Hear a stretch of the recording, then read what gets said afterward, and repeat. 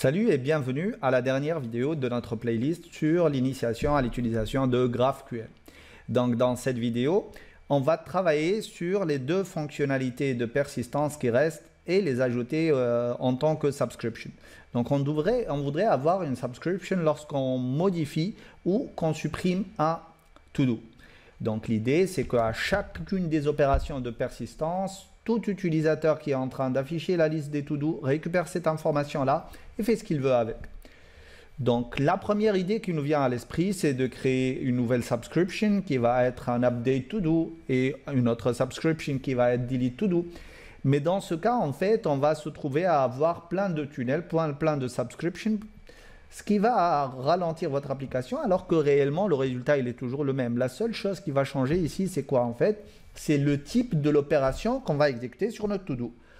Donc l'idée, c'est de quoi? C'est de créer une nouvelle valeur de retour. On ne va plus retourner uniquement un to-do. On va plutôt retourner le to-do et le type de mutation qui a été appliqué sur votre to-do.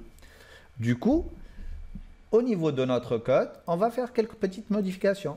Donc ici, au niveau de la subscription, on va lui dire, plutôt au niveau du schema, on ne va plus retourner un to-do, mais on va créer un nouveau type.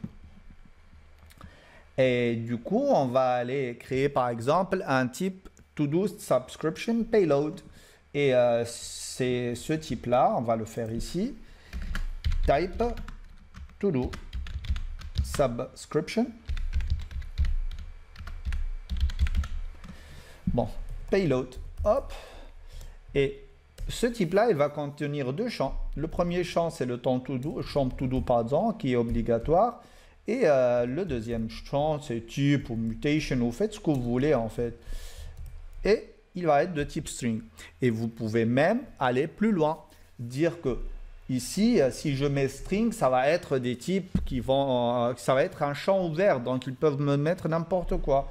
Par contre, moi, je voudrais que ça soit une énumération. Et du coup, vous pouvez venir ici et ajouter une nouvelle énumération. Et ça va être quoi? Enum mutation operation type, par exemple. Et ça va être quoi? App date delete et add. Et là, en fait, on est sûr que la partie mutation de notre nouveau type, elle ne peut être que l'un de ces trois champs-là. Hop. Et maintenant, qu'est-ce qu'on va faire? On va uniquement modifier le type de la valeur qu'on a retournée dans notre premier publish. Et au lieu de faire un publish de to-do uniquement, de l'objet to-do uniquement, on va faire quoi? On va faire un publish d'un objet qui contiendra quoi? Qui contiendra la partie qui correspondra à notre propriété to-do. Donc, on va garder le même nom. Et ici, on va lui dire quoi? On va lui dire, bah, je vais retourner un to-do qui est la propriété new to-do. Et je vais retourner quoi aussi? Un champ mutation qui va représenter la valeur, par exemple, ici, c'est un ajout, donc add. Et on va refaire la même chose pour les deux autres opérations. Donc ici, si je modifie le to-do, si tout va bien, if, donc ce else là, voilà. Pourquoi le return to-do il est là? Logiquement, il aurait dû être là. Donc je vais juste récupérer ça. Bon, ça n'a rien changé ici, puisque dans l'autre cas, on fait un throw new exception, donc error, pardon, et donc ça va rien changer. Et ici, on a besoin de notre pub-sub. Donc, je vais aller le récupérer au niveau de notre contexte. Donc, ici, pub-sub, publisher subscriber. Et on va lui dire quoi maintenant? Bien sûr, le return, il va être après. Sinon, on n'y arrivera jamais. Hein. Hop. Voilà. Et donc là, je ne vais plus faire un add, mais plutôt un update. Et ici, ce n'est pas le new to do, mais c'est le to do tout court. D'accord? Et Voilà. Et ça, c'est pour la partie quoi? Ça, c'est pour la partie update. Il nous reste la partie delete. Pareil, je vais récupérer mon PubSub. Donc, on a le même tunnel, mais c'est le type de l'opération qui va être le repère, en fait, pour dire, voilà, j'ai modifié, j'ai mis à jour ou bien j'ai supprimé un élément. Et ici, juste avant de retourner le to-do, on va faire quoi? On va faire un PubSub.publish et on va lui passer le nom du tunnel. Donc, et on va lui dire, tu vas nous retourner un objet to-do qui contiendra deux champs. Le premier champ, ça va être le to-do en question. Et le second champ, ça va être le champ mutation et qui va correspondre ici à delete. Et ça devrait marcher. Donc, on a injecté, récupéré notre PubSub et on l'a publish lorsqu'on a une suppression qui est correcte. D'accord? Ok, je vais juste réactualiser pour récupérer notre schéma, pour que tout puisse aller parfaitement. Donc, je vais voir la liste des to-do. Vous voyez, c'est bon. Je vais récupérer un to-do par son ID. Ça marche encore, c'est bon. Je vais ajouter un to-do. Voilà. Maintenant, si je relis la liste des to-do, j'ai 4 parce que j'ai cliqué 2 fois. Ok, ça marche. Et si je vais aller au niveau de notre... Ah, il faut que je lance. Donc maintenant, si j'ajoute un autre to-do, hop, j'ai l'information. Ah, cannot return null of non-nullable field to-do.id. Qu'est-ce que ça veut dire? Ah oui, c'est logique. Ici, la subscription, elle va nous retourner quelque chose qui s'appelle...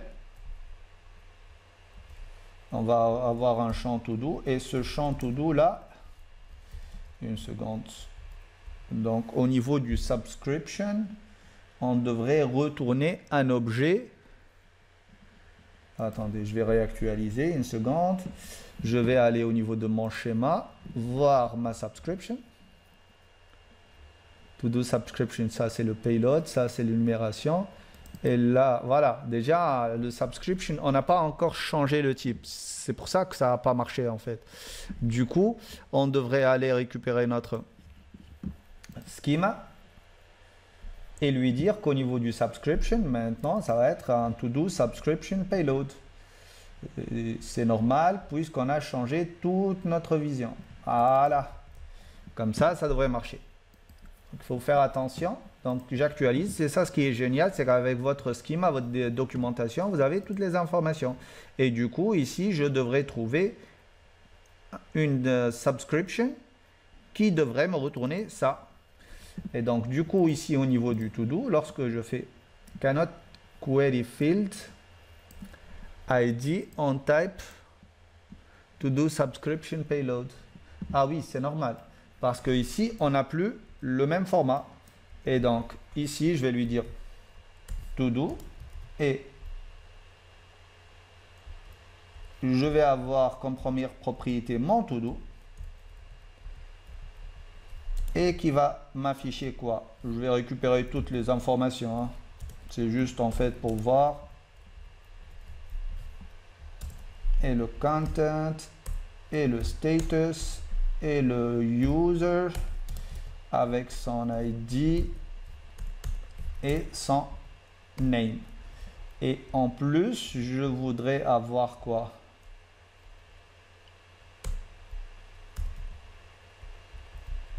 Ça ferme quoi exactement? Une ouverture, deux ouvertures, trois ouvertures. Et on en a une en plus. Donc ici, je peux récupérer quoi? La mutation. Ok. Donc là, je vais lancer.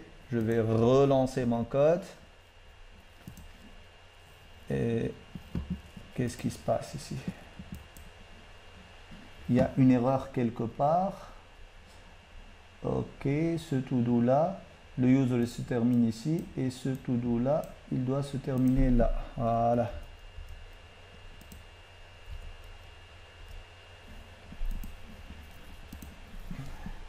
Pourquoi il m'affiche une erreur? Qu'est-ce qu'il me dit ici? Expected name found in the file. Ok, d'accord. Donc tu as le to-do. À l'intérieur, j'ai un to-do qui correspond à ces informations-là. Ensuite, j'ai mon user. Voilà, je ferme ici. Ensuite, j'ai ma mutation. Et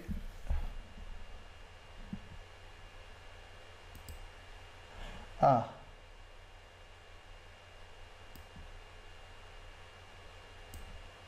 qu'est-ce qui cloche ici?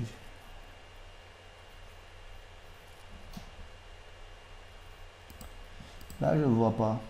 Syntax, expected name find in the file.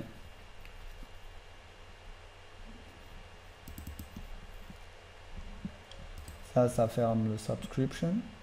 Et ça, c'est le to-do. Donc, ah oui, c'est normal. Donc, il y a une parenthèse ici. Voilà. Ah.